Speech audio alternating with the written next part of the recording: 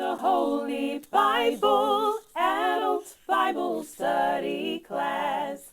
We're on Facebook, YouTube, and Instagram. Hello. Welcome back to Eating the Holy Bible. My name is Miss Crystal Ross. I'm your Adult Bible Study Lesson teacher. Welcome back.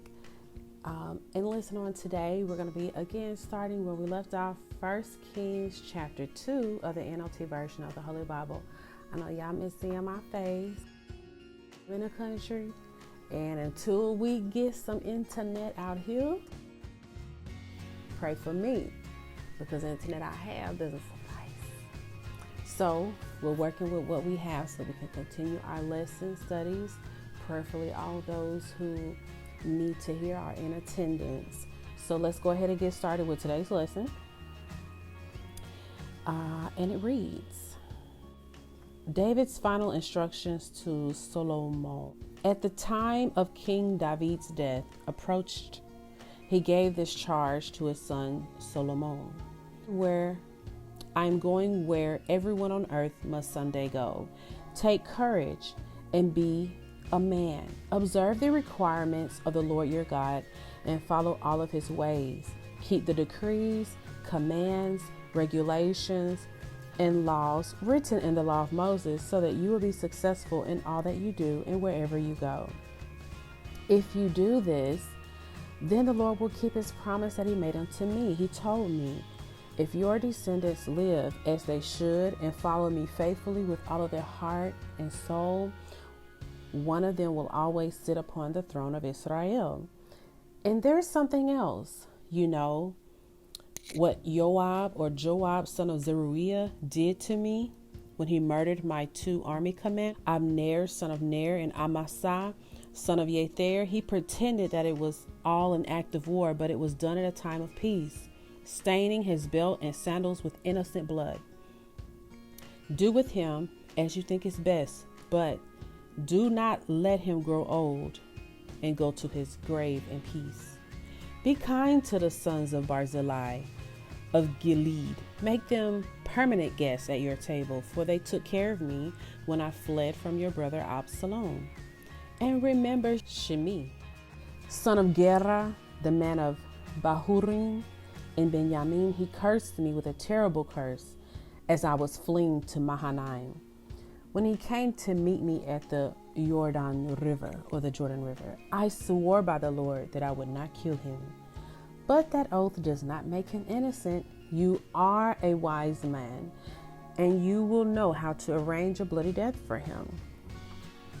Then David died and was buried with his ancestors in the city of David.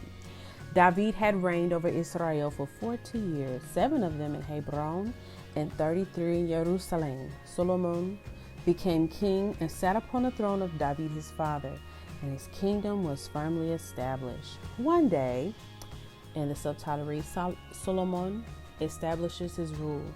One day, Adoniah, whose mother was Haggith, came to see Bathsheba, Solomon's mother. Have you come with peaceful intentions? She asked him. Oh, yes, I've come in peace. In fact, I have a favor to ask of you. What is it? She asked. And he replied, as you know, the kingdom was rightfully mine. All of Israel wanted me to be the next king, but the tables were turned, and the kingdom went to my brother instead. For that is the way that the Lord wanted it. So now I just have one favor to ask of you, and please don't turn me down. What is it? She asked. He replied, speak to King Solomon on my behalf, for I know that he will do anything at your request. Ask him to let me marry Abishag, the girl from Shunem. All right, Bathsheba replied, I will speak to the king for you. So Bathsheba went to King Solomon on Adoniah's behalf. The king arose from his throne to meet her, and he bowed down before her. When he sat down upon his throne again, the king ordered that a throne be brought for his mother. So she sat down at his right hand. I have one small request to make of you, she said. I hope you won't turn me down. "What is it, my mother?" he asked. "I know I won't refuse you." "Then let your brother Adoniah marry Abishag, the girl from Shunem," she replied. "How can you possibly ask me to give Abishag to Adoniah?" King Solomon demanded. "You might as well have me to give him the kingdom also as well. You know that he is my elder brother, that he has Abiathar the priest and Joab the son of Zeruiah on his side." So King Solomon made a vow before the Lord. "May God strike me, even kill me, if Adoniah has not sealed his fate with this request. The Lord has confirmed me and placed me after my father David. He has established my dynasty as he promised. So surely as the Lord lives, Adoniah will die this very day." So King Solomon ordered Benaiah, son of Jehoiada, to execute him. Adoniah was put to death. Then the king said to Abiathar the priest, "Go back to your home in Anathoth. You deserve to die, but I will not kill you now, because you carried the ark of the sovereign Lord for David my father, and you shared all of his hardships." So Solomon deposed Abiathar from his position as priest of the Lord, thereby fulfilling the prophecy the Lord had given at Shiloh concerning the descendants of Joab had not joined Absalom's earlier rebellion, but he did join Adoniah's rebellion. So when Joab heard about Adoniah's death, he ran to the sacred tent of the Lord and grabbed upon the horns of the altar. When he was reported to the king Solomon, he sent son of Jehoiada to execute. Benaiah went to the sacred tent of the Lord and said to Joab, "The king orders you to come out." But Joab said, "No, I will die here."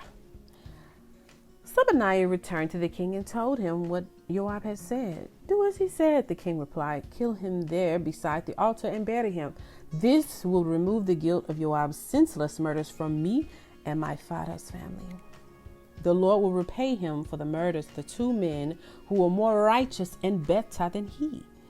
For my father knew nothing about the deaths of Abner, son of Ner, commander of the army of Israel, and of Amasa, son of Yether, commander of the army of Judah.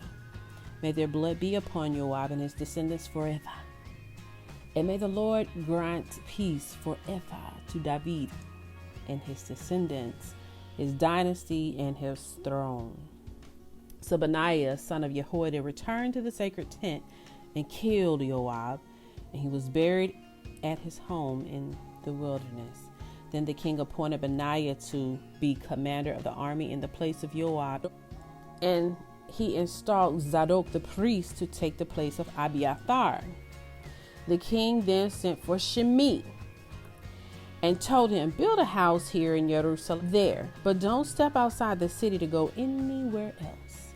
On the day you do so, much as cross the Kidron Valley, you will surely die, and your blood will be upon your own head." Shimei replied, "Your sentence is fair. I will do whatever the Lord my king commands." So Shimei lived in Jerusalem for a long time. But 3 years later, 2 of Shimei's slaves ran into King Achish, son of Maacah of Gath. When Shimei had learned they were there, he saddled his donkey and went to Gath to search for them. When he found them, he brought them back to Jerusalem. Solomon heard that Shimei had left Jerusalem and had gone to Gath and returned.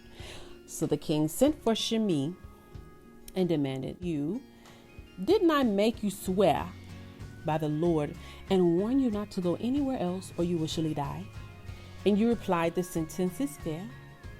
I will do as you say." "Then why haven't you kept your oath to the Lord and obeyed my command?" The king said to Shimei, "You certainly remember all the wicked things you did to my father David. May the Lord now bring that evil upon your own head. But I, King Solomon, receive the Lord's blessings, and may one of David's descendants always sit upon his throne in the presence of the Lord." Then at the king's command, Benaiah, the son of Jehoiada, took Shimei outside and killed him. So the kingdom was now firmly in Solomon's grip. And that does conclude the reading of scripture. That was 1 Kings chapter 2. And now it's time to break it down in some. So we have Joab, who wants control of the army. And he's joining in on the wrong side under King Solomon, under King David, really. So we know that he wanted to control the army, so he would join the enemy, or he would be the very enemy, and he was a cousin to David. So it was just very disappointing to see this family member want to keep his rank so bad that he would take people out of his way. Sounds a little like King Saul. Then you have Adoniah asking for King David's woman who is soothing him in his old age to take her on as a wife, even though they hadn't had sexual relations. This was very offensive to King Solomon.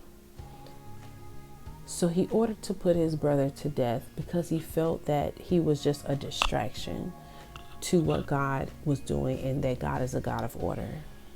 I want to thank you so much for watching, tuning in for another session of Eating the Holy Bible. And remember, you can find us on Facebook, YouTube, and Instagram.